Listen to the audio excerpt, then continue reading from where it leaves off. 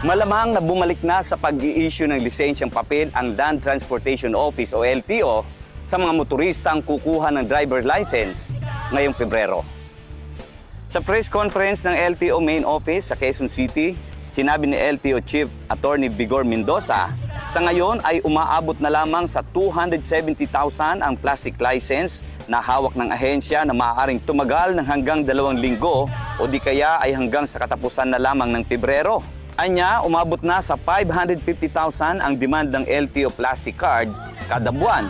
Sinabi ni Mendoza na nasa Court of Appeals pa ang tungkol sa usapin ng 3.2 milyong plastic cards na hindi pa na-i-deliver sa LTO. Ito ay part ng 5.2 milyon na plastic card na isusupply sa amin pero 2 milyon lamang ang na-i-deliver na ginagamit namin hanggang ngayon at yung 3.2 milyon na plastic cards ay hindi pa na-i-deliver sa amin dahil wala pa ang utos ng korte para dito, sabi ni Mendoza.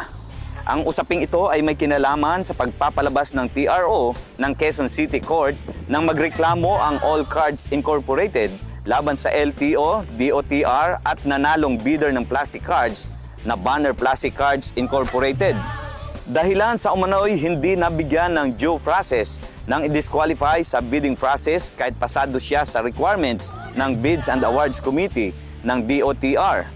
Ayon pa kay Mendoza, kung wala ring utos ang korte na ma-deliver na sa kanila ang kulang na 3.2 milyong plastic cards, maaaring mag-agency to agency procurement sila ng plastic cards, pero ito ay daraan pa sa maraming proseso. Dagdag pa ng Mendoza ay umaabot na sa 8 milyong plastic cards ang demand ng LTO ngayong 2024, kasama na ang 2.6 milyong nag-expired na mga lisensya. Sa ngayon, dito sa LTO Cabanatuan, balik papel na ang kanilang lisensya. Kasama si Angel Mar Bumanlag at si Jeff Gonzalez, Smile Supetron III, para sa Balitang Unang Sigaw.